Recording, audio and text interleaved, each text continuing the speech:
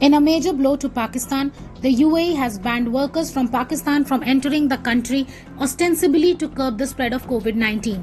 But it is believed that this suspension of work or employment visas is a step more Pakistan-specific and not pandemic-specific.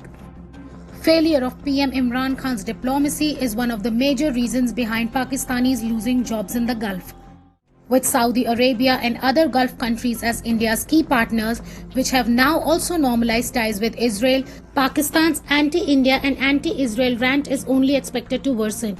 Imran Khan's irrational new Kashmir policy after the former princely state's special status was removed, Pakistan's hostility towards India has spilled to the Gulf nations.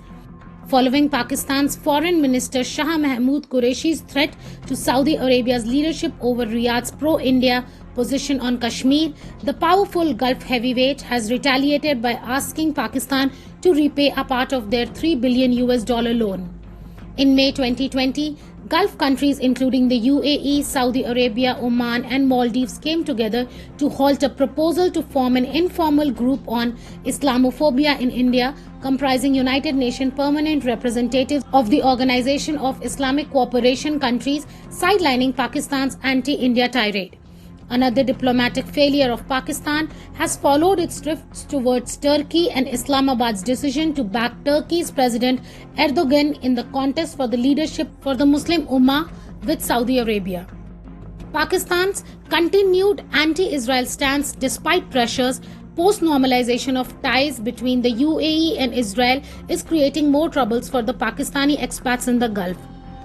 Government of India, on the other hand, is engaged in a mega exercise to return its workers back to the UAE and Bahrain after External Affairs Minister S. Jaishankar's visits to these oil-rich nations.